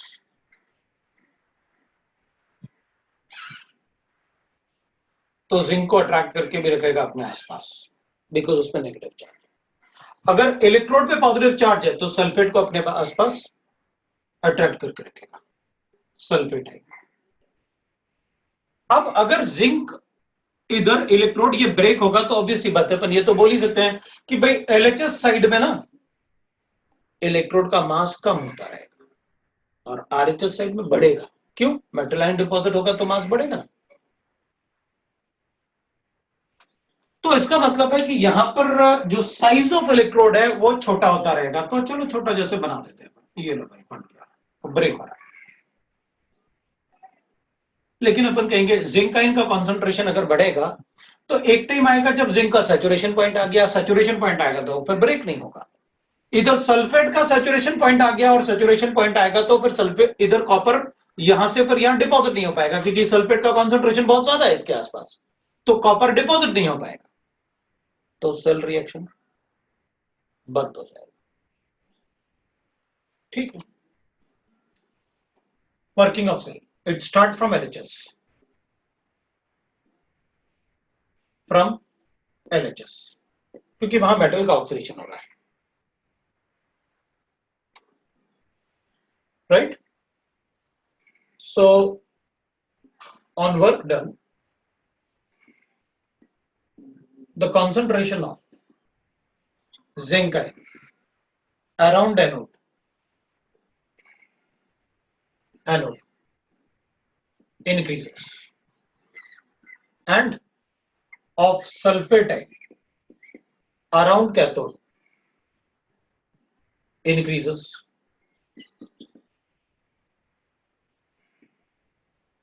Thus,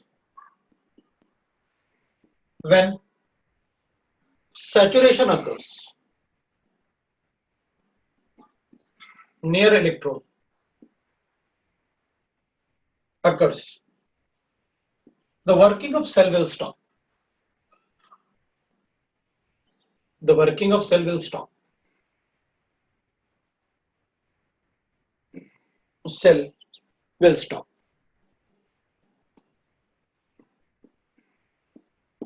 तो वर्किंग ऑफ सेल रुक जाएगा. क्यों? क्योंकि सैचुरेशन की वजह से इधर कॉपर, इधर जिंक आयन में कन्वर्ट नहीं हो पा रहा, उधर कॉपर सल्फेट के कॉन्सेंट्रेशन की वजह से उधर इलेक्ट्रोड तक नहीं जा पा रहा, इसलिए सेल का वर्किंग स्टॉप हो जाएगा. अब हम क्या करेंगे? तो हम कहेंगे for continuous working of cell, for continuous working of cell, we use salt bridge. We use salt bridge. तो देखते हैं भाई रोल ऑफ सॉल्ट ब्रिज क्या है, राइट? और रोल ऑफ सॉल्ट ब्रिज देखते हैं वो क्या करता है जिसकी वजह से कंटिन्यूस वर्किंग होगा. जो सॉल्ट ब्रिज होता है ना, वो एक ग्लास ट्यूब होगा जो हम इसमें और इसमें उसको ऐसे ग्लास ट्यूब को, इधर कॉटन प्लग्स होते हैं और इसमें अपन एक ग्लास ट्यूब लगेंगे that is having cotton plugs, और यहां से अपन उसमें इनर्ट इलेक्ट्रोलाइट भी डाल सकते हैं. इलेक्ट्रोलाइट. सो यहां पर जो होगा ना, जो इलेक्ट्रोलाइट अपन इसमें रखने वाले हैं, that is in form of paste और जेल. मतलब ऐसा नहीं रखेंगे कि भाई सोल्यूशन डाल दिया और छोड़ दिया, भर दिया हमने, वो तो धीरे धीरे अंदर अपने आप ही बाहर जाता रहेगा. हम नहीं चाहते कि वो सोल्यूशन बाहर जाए. तो इनर्ट इलेक्ट्रोलाइट लाइक KCl लिख लेते हैं अपन, अमोनियम नाइट्रेट, पोटेशियम नाइट्रेट भी हो सकता है, अमोनियम नाइट्रेट भी हो सकता है, दैट इज NH4NO3 हो सकता है, K2SO4 भी हो सकता है, कोई भी हो सकता है, but it should be a strong electrolyte. ये होना चाहिए. अब पहले अपन ये देखते हैं कि भाई सॉल्ट ब्रिज जो आपने बनाया वो है क्या. अब इसमें कुछ ऐसे लिखने की जरूरत नहीं कि भाई इसमें ना सॉल्ट ब्रिज में मतलब यू शेप का ऐसे एक ग्लास ट्यूब होगा और उसमें इलेक्ट्रोलाइट इनर्ट इलेक्ट्रोलाइट ऐड करेंगे. So will write that salt bridge में it contain strong electrolyte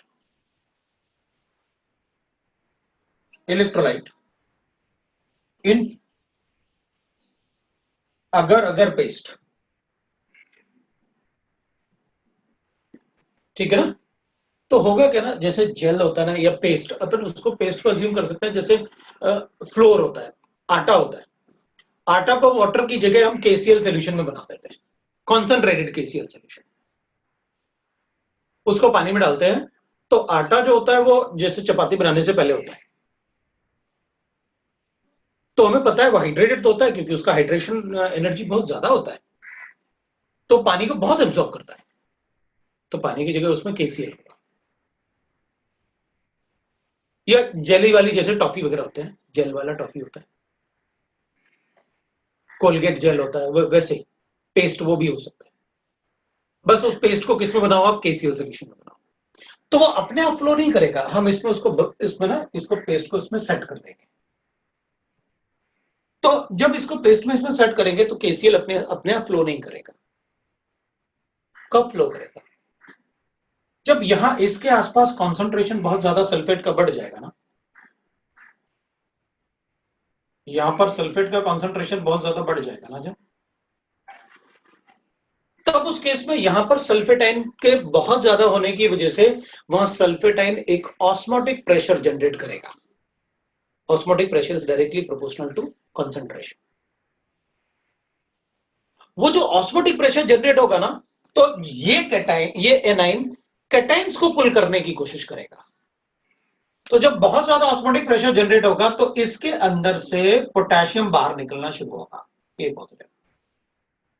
ये पोटेशियम वो सल्फेट के साथ रिएक्ट करके सॉल्यूशन, इस सल्फेट को ड्रैग करेगा फिर वहां से पोटेशियम, क्योंकि इसकी वजह से तो वो बाहर आ रहा है, क्योंकि सल्फेट चाहता है, क्योंकि यहां बहुत ज्यादा सैचुरेशन पॉइंट है, तो वो क्या करेगा, इसमें से पोटेशियम को बाहर पुल करेगा। पोटेशियम को ज्यादा बाहर पुल करेगा तो ये रोटेट होगा उसके साथ, ये कैटायनिक पार्ट, वो एनायनिक पार्ट, तो उसको इलेक्ट्रोड से दूर लेके जाएगा। इलेक्ट्रोड से अगर दूर लेके जाएगा तो इस पे कॉन्सेंट्रेशन कम होगा, कॉन्सेंट्रेशन कम होगा तो कॉपर डिपॉजिट होगा।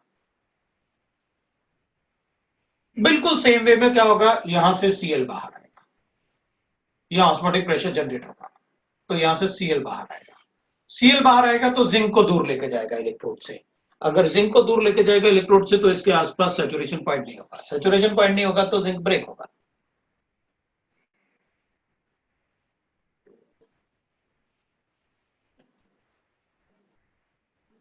It produces, it gives opposite charge ions in the respective half cells. Charge ions in the respective half cells.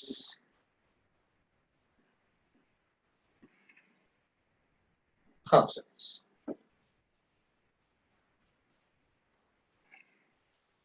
जो इनर्ट इलेक्ट्रोड लिखा ना आपने, आपने इलेक्ट्रोलाइट ही लिख देते।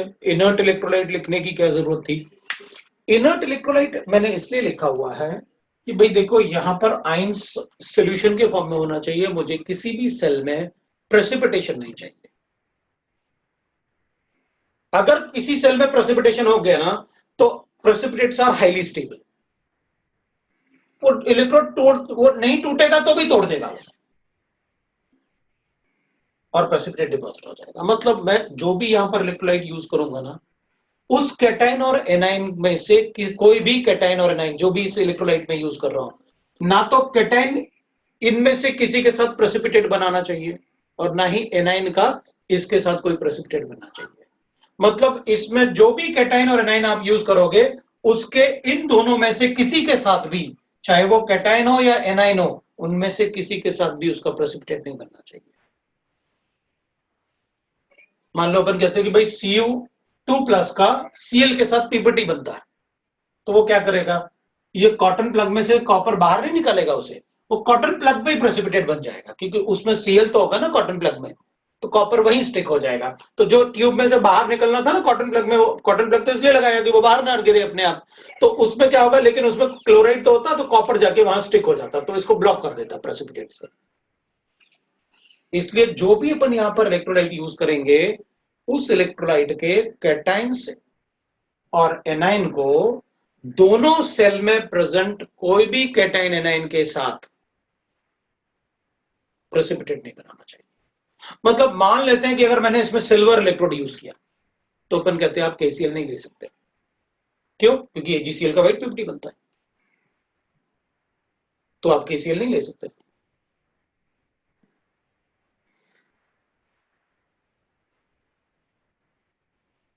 समझ में आया? तो अपन ऐसे लिख के बता सकते हैं। सो ये रूल ऑफ सॉल्ट ब्रिज है कि उसे करना क्या है। तो it will give opposite charge ions in the respective electrode,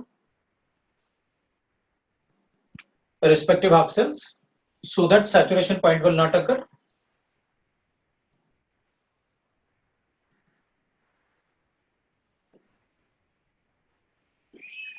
Do not occur.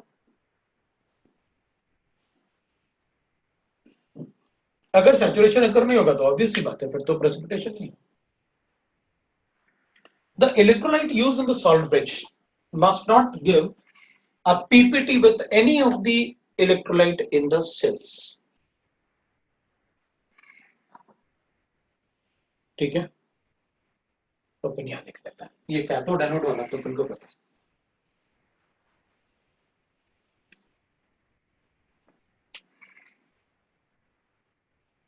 the electrolyte used in salt bridge. Salt bridge must not form PPT with any of the electrolyte in two half cells. किसी के साथ भी उनके ions का precipitation नहीं बनना चाहिए। ठीक है, now will read the function of salt bridge. ये तो रोल ऑफ सॉल्ट ब्रिज हो गया, तो फंक्शन ऑफ सॉल्ट ब्रिज क्या होगा और क्या फंक्शन करेगा?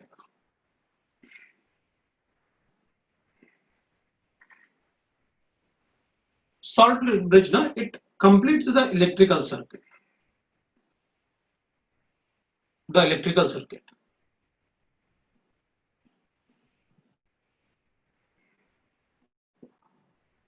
It completes the electrical circuit.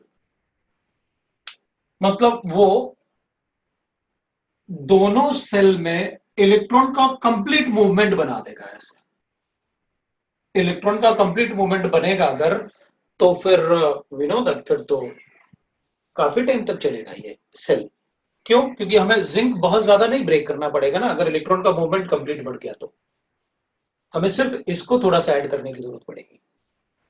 जैसे कार के बैटरी में अपन बैटरी वाटर यूज करते हैं ना, but it takes 2-3 years battery water को ऐड करने के लिए, बार बार ऐड नहीं करना होता उसको। तो ऐसे ही इसमें अपन कहेंगे क्या, कैसे उसने इलेक्ट्रिकल सर्किट किया कंप्लीट, तो अपन ऐसे बता देंगे। पोटेशियम ने अपना इलेक्ट्रॉन Cl को दिया,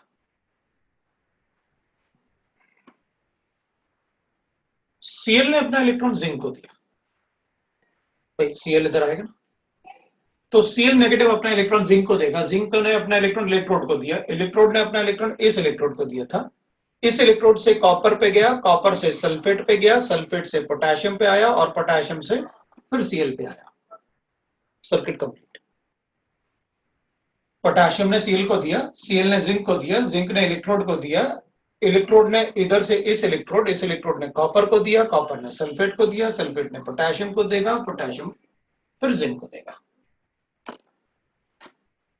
इलेक्ट्रिकल सर्किट कंप्लीट होगा। अगर इलेक्ट्रिकल सर्किट कंप्लीट होगा तो फिर बहुत ज्यादा इलेक्ट्रोलाइट और सॉल्यूशंस के कंजम्पशन नहीं होते। जैसे सोलर वाटर हीटर यूज करते हैं अपन, फोटो इलेक्ट्रिक, तो उसमें भी अपन ने देखा होगा ना, ऐसे नहीं करते होगा कि सोलर वाटर हीटर में पैनल लगाया और बस इलेक्ट्रिसिटी जनरेट कर ली। वो उसमें एक बैटरी लगाते हैं छोटी सी, ताकि वो बैटरी इलेक्ट्रिकल सर्किट को कंप्लीट कर दे। तो उसमें ऐसे नहीं होगा कि जितना हमने पैनल पे जितना मतलब पोटेशियम या रुबिडियम या सीजियम लगाया बस उतने ही इलेक्ट्रॉन इजेक्ट करेंगे, वो काफी टाइम तक चलेगा क्योंकि उसका यूज भी कम होता रहेगा, इलेक्ट्रॉन रोटेट होते रहेंगे।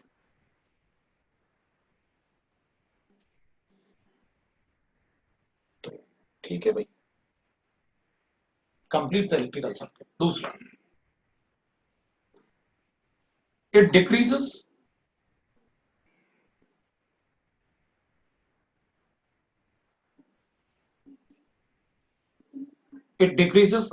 liquid junction potential।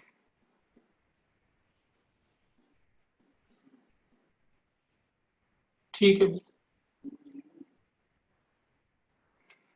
ये जो जंक्शन बन रहा था ना, हाई कॉन्सेंट्रेशन और लो कॉन्सेंट्रेशन का, तो इधर high concentration of sulphate ion, बाहर क्या होगा, कॉपर आयन। तो इन दोनों के बीच में एक क्या जनरेट होगा, पोटेंशियल जनरेट होगा। ऑब्वियस सी बात है, अगर यहां पर हाई पॉजिटिव चार्ज है और लो नेगेटिव चार्ज है तो अपन को पता है इन दोनों के बीच में एक पोटेंशियल जनरेट होगा। तो जो अलग अलग कॉन्सेंट्रेशन के इस सरफेस पे लिक्विड दो अलग अलग लिक्विड के जंक्शन पे जो पोटेंशियल जनरेट होगा, ये अपना इलेक्ट्रॉन देके इसका कॉन्सेंट्रेशन कम करेगा, तो it decreases the liquid junction potential. इनके बीच में जो पोटेंशियल जनरेट होगा उसको डिक्रीज कर देगा।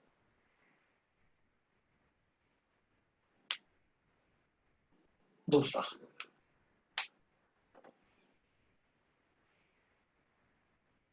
इनमें जो इलेक्ट्रोलाइट यूज करेंगे ना उनकी मोबिलिटी बहुत अच्छी होनी चाहिए, मतलब कैटाइन और एनाइन दोनों का ऑलमोस्ट एक जैसा मोबिलिटी होना चाहिए। तो दोनों का अगर मास भी एक जैसा होगा, चार्ज भी एक जैसे होंगे, हाइड्रेशन होना नहीं चाहिए, तो लो चार्ज होने चाहिए, तो फिर वो काफी अच्छे इनर्ट इलेक्ट्रोलाइट्स होते हैं।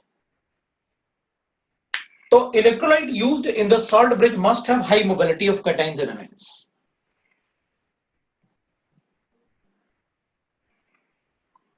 Used must have high mobility of cations and anions. High mobility of cations and anions. Cations and anions. कई बार सॉल्ट ब्रिज से क्वेश्चन आ जाते हैं, इसलिए मैंने थोड़ा टाइम लगाया सॉल्ट ब्रिज में। तो फॉर कंटिन्यूअस वर्किंग हमने क्या किया, इस पे हम सैचुरेशन पॉइंट आने नहीं देंगे सॉल्ट ब्रिज की वजह से, और इलेक्ट्रिकल सर्किट भी कंप्लीट हो गया। तो ये सेल कंटिन्यूअसली वर्क करता रहेगा, मतलब it will work for long duration, ये काफी टाइम के लिए वर्क करता रहेगा। ठीक है, then we can write that cell के लिए। अब अपन बात करेंगे, ये तो वर्किंग ऑफ सेल की बात हुई और सॉल्ट ब्रिज की बात हो गई। अब अपन चेक करते हैं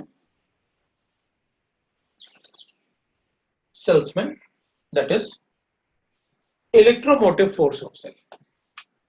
तो चलो अपन बात करते हैं that is of electromotive force.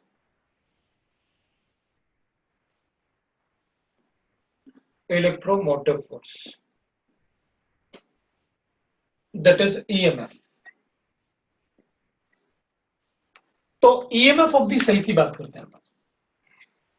तो ईएमएफ जो डिपेंड करेगा ना इसमें, इलेक्ट्रोमोटिव फोर्स जो डिपेंड करेगा, तो उधर इलेक्ट्रॉन देगा, ये इलेक्ट्रॉन लेगा।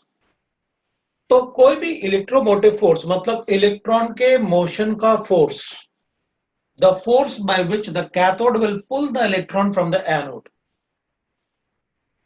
Is called electron motion force. The force by which the cathode will pull the electron from the anode, क्योंकि वहां इलेक्ट्रॉन जनरेट होगा, यहां इलेक्ट्रॉन कंज्यूम होगा। वाइट इज, तो आपने लिखा ना इस पे रिडक्शन होगा, आयुबैक रूल फिक्स है। The force by which the cathode will pull the electron from the anode is called electromotive force. That is called EMF of the cell. तो किसी भी सेल के लिए ना कितना फोर्स से ये उससे इलेक्ट्रॉन पुल करेगा, दैट डिपेंड्स ऑन इसका इलेक्ट्रॉन देने का टेंडेंसी और इसका इलेक्ट्रॉन लेने का टेंडेंसी। तो फिर कहेंगे the force bye which cathode attracts electron from the anode, pulls electron from the anode, from anode. अब अपन कहेंगे ये टेंडेंसीज जो होती है ना, वो टेंडेंसीज के वैल्यूज अपन को गिवन होते हैं क्वेश्चन। वो टेंडेंसीज के जो वैल्यूज होते हैं ना, वो अपन को क्वेश्चन में गिवन होते हैं। अपन एक्सप्लेन भी करेंगे, बट वो अपन को गिवन होते हैं क्वेश्चन में। तो कैसे अपन कहेंगे, जैसे जिंक का इलेक्ट्रॉन देने का टेंडेंसी मतलब oxidation potential,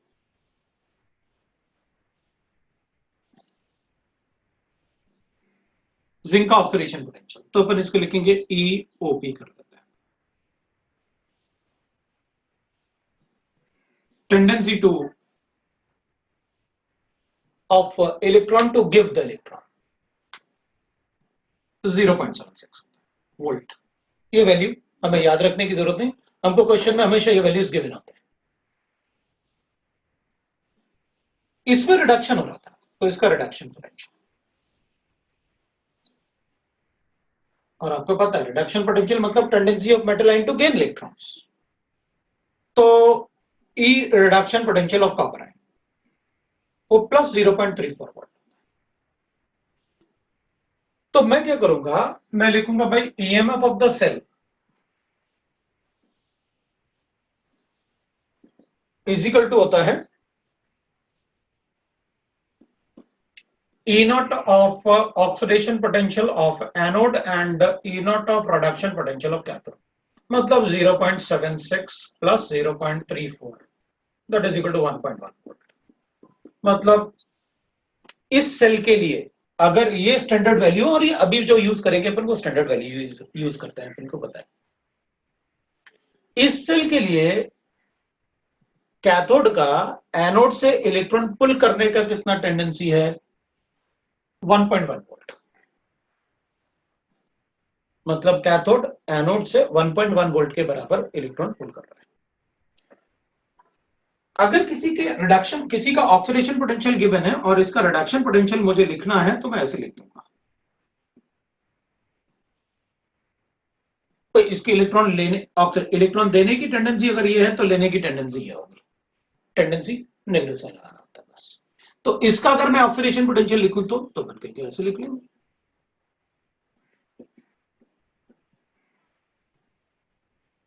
These values are tendencies. They are intensive properties. Intensive property means इससे मुझे कोई फर्क नहीं पड़ता आपने जिंक यहां पर 1 मोल लिया, 2 मोल लिया, 5 मोल लिया, कितना मोल लिया। Tendency of zinc to give electron is this.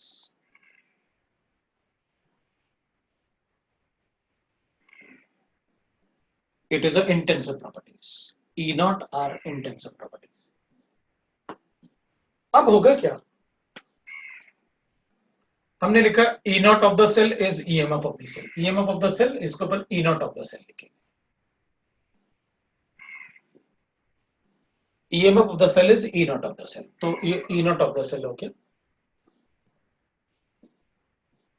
E naught of the cell होता है E naught of oxidation potential plus oxidation potential of anode plus reduction potential of cathode। मैं इसको ऐसे भी लिख सकता हूं, that is minus of reduction potential of anode plus E naught of reduction potential of cathode। तो मैं इसको ऐसे भी लिख सकता हूं, E naught of the cell, that is E naught of cathode minus E naught of anode, both in form of reduction potential। अगर मुझे दोनों के ही रिडक्शन पोटेंशियल गिवन है तो मैं उसको सीधा कैथोड माइनस एनोड कर सकता हूं, but they are in form of reduction potential, जो कि अपन को मोस्टली गिवन होते हैं क्वेश्चन में। हमें क्वेश्चन में मोस्टली जो गिवन होगा ना वो रिडक्शन पोटेंशियल के फॉर्म में गिवन। तो अगर रिडक्शन पोटेंशियल के फॉर्म में गिवन होगा तो ठीक है, अपन कहेंगे भाई ठीक है, अभी इसमें कैलकुलेट करके बता देते हैं, अपन ये इक्वेशन यूज करेंगे हमेशा। तो अगर मुझे इसमें E naught of the cell calculate करना है तो मैं ऐसे लिख सकता हूं, E naught of the cell will be equal to E naught of cathode minus E naught of anode। ये दोनों ही रिडक्शन पोटेंशियल के फॉर्म में लिख रहा हूं। कितना आएगा? कैथोड का E naught कितना है रिडक्शन पोटेंशियल में? 0.34 माइनस ये रिडक्शन पोटेंशियल में कितना है? Minus of 0.76। ये बता कितना है अपने पास? 1.1। दोनों को किसमें लिया अपन ने? रिडक्शन पोटेंशियल से। That is about the reduction.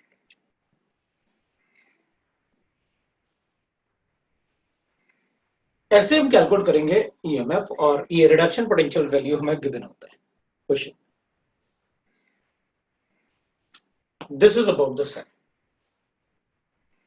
अब EMF of the cell calculate करने के बाद हम इसमें लिख सकते हैं भाई next is this is EMF of the cell, how we'll calculate. अगर हमें कोई भी सेल गिवन है तो हम उसका ईएमएफ लिख सकते हैं कैथोड माइनस एनोड, जो भी कैथोड पे है उसका रिडक्शन पोटेंशियल, जो भी एनोड पे है उसका रिडक्शन पोटेंशियल, और कैथोड माइनस एनोड मैं लिख के और बता दूंगा। ये रिडक्शन पोटेंशियल वैल्यूज हमें गिवन होते हैं क्वेश्चन में, इनको याद रखने की जरूरत नहीं होती है। अब मैं पॉइंट नंबर 5 लिखूंगा, सेल रिप्रेजेंटेशन। पॉइंट नंबर 5 में मैं लिखूंगा दैट इज सेल रिप्रेजेंटेशन। अगर मुझे सेल रिप्रेजेंटेशन लिखना है तो मैं ऐसे लिखूंगा, सेल रिप्रेजेंटेशन। इतना सेल पूरा बनाने की जरूरत नहीं है, आपको सिर्फ ऐसे लिखोगे तब भी चलेगा।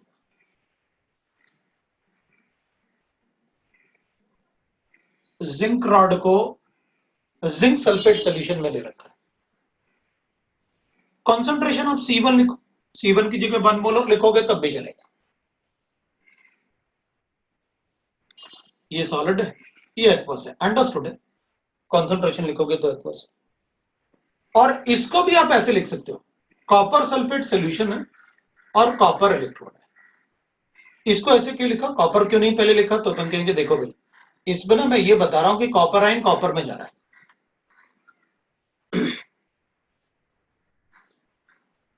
उसमें रिडक्शन होगा। इसमें जिंक जिंक आयन में जा रहा था, ऑक्सीडेशन होगा।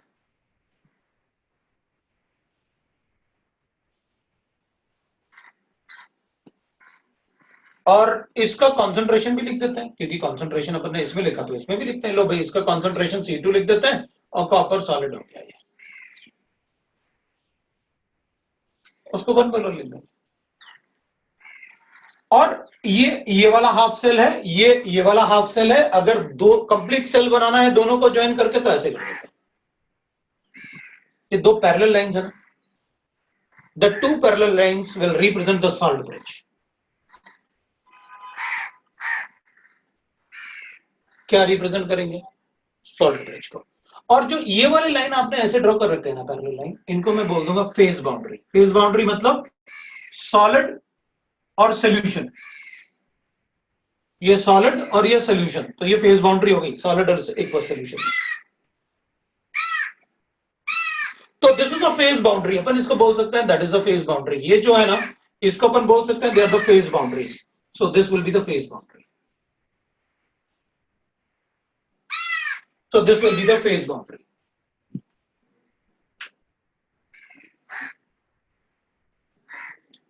This will be the phase boundary. ऐसे अपन रिप्रेजेंट कर सकते हैं, दिस इज सेल रिप्रेजेंटेशन। मतलब इतना सारा बनाने की जरूरत नहीं है, अपन बस इतना लिखेंगे तब भी चलेगा। सॉल्ट ब्रिज में कौन सा इलेक्ट्रोलाइट यूज किया ये बिल्कुल बताने की जरूरत नहीं पड़ती, सेल रिप्रेजेंटेशन में।